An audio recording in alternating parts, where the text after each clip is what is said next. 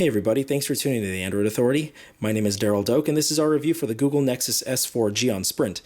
It's physically identical to the T-Mobile version of the phone that launched approximately 6 months ago, except for this one has support for Sprint's optional 4G WiMAX network. The Nexus S phones are based on the Samsung Galaxy S phones, so there are some physical similarities here, like the volume rocker being located on the top left, the power button being located here on the top right. But there is some changes where they took the power port and the headphone jack and relocated them to the bottom. And they've also added a concave screen and taken away the Gorilla Glass. The only complaint I have about the physical side of the device are the rearranged capacitive touch buttons. In comparison, here's a Samsung Epic. See the brightness difference of the buttons. And so in the daylight, you cannot see these buttons at all. And you'll have to remember which order they're in, except for they are different than any other Android phone out there on the market right now. So that's one frustration. The only other thing I would complain about on the physical side of the device is this plastic back cover is very glossy, gathers fingerprints, and really feels kind of cheap in comparison to something like a soft touch back.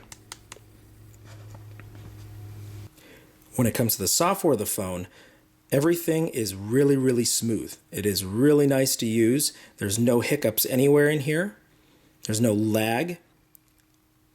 And everything runs very smoothly. There's really only two complaints that I have when it comes to the software. First one is the inability to do more than 160 characters in an SMS. The way you resolve that is by using a third-party application like hand-sent SMS. The only other complaint that I have is the inability to activate 4G through a widget. There's no widget support in this one. So the only way to do it is by going into the settings, going to wireless and networks, 4G settings, and enabling it right here. But when you're browsing the web and you want to download something and you want to jump on the 4G network, there's no quick way to do it.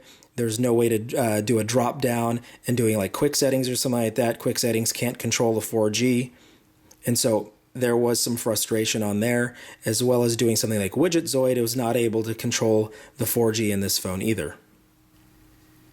When it comes to bonuses of the Nexus S, one of the only things I could really think of, except for the fact that this is vanilla Gingerbread, is the Netflix application where you're able to stream video directly to the handset, which not a lot of Android devices are able to do these days. Sprint does offer a couple different applications that I found interesting. One of them was the Total Equipment Protection application, which makes it to where you can sync contacts and do a location on a lost phone.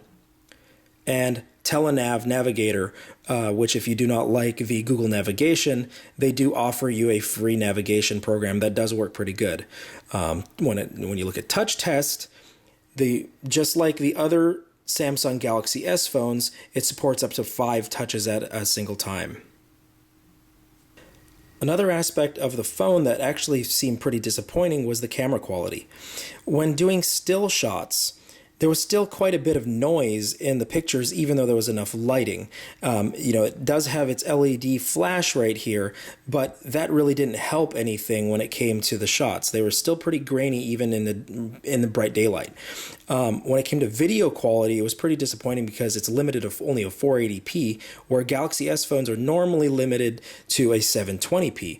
So I found that pretty disappointing. And then during a quick video call, quick chat, using the front-facing video camera, I had a pretty poor time where it was even on Wi-Fi, it was sending a pretty poor quality of call to an Evo.